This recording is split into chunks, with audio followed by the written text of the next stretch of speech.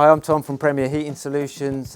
Check out this video where we're going to be doing a conversion from an old oil boiler that we're stripping out today, and we're going to be putting in an air source heat pump.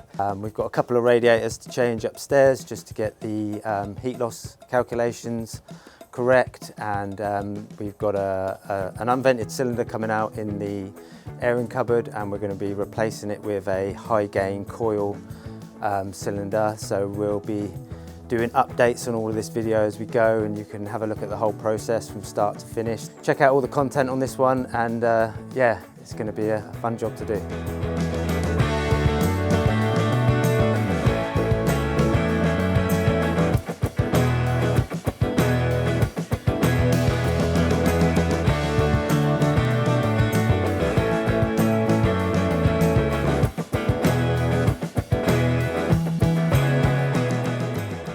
So we are day 3 on this heat pump install conversion from the oil boiler. George is in there. He's been putting in the new cylinder. This is a high gain coil on this one, so there's a quick heat up time for the hot water. Unfortunately, we had to take the middle brace out here. This was 2 doors in here, and we got all the bits. We're going to end up putting it back together, but we just couldn't get the cylinder out as it was. So I'm in the process of putting some bigger radiators on downstairs so we can comply with the NCS.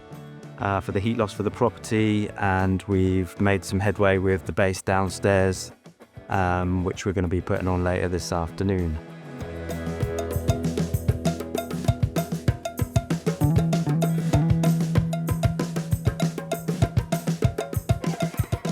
If you remember at the beginning of the week, we had a Grant oil boiler sat here where this new air source heat pump is now.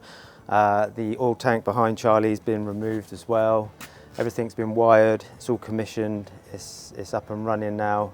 It's really quiet, it's actually on. You probably can't even hear it if I go close with my mic. Very important at the back, all the pipes are lagged with Condensate Pro lagging, so it's weatherproof. Because we're using low temperature heating, it's important to keep the as much heat in for the efficiency to just put out into the house. We'll go upstairs and we'll have a look at the airing cupboard and see what's gone on up there, and I'll explain a bit about the controls. So because we're using priority hot water with the heat pump, the heating is actually running off of weather compensation, and this is purely just a thermostat where you can up the temperature if you require, or you can turn the heating off or turn the hot water off, or equally boost the hot water if you'd like to. So as we said about downstairs, we're insulating all the pipes outside to keep the temperature in as much as possible for the efficiency. Also, we have to do it up here as well, so every pipe up here, hot pipes, cold pipes, heating pipes, it's all going to get insulated just to keep as much heat in as we can, so it just goes out to the emitters and the underfloor heating.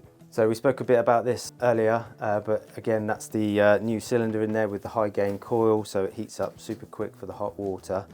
But that's the main baking controller where you set everything up, all the heat curve for the weather compensation, and then in here we've just got the freeway valve, the diverter valve, which just motors over to hot water when there's demand for hot water, but it normally is always open to heating.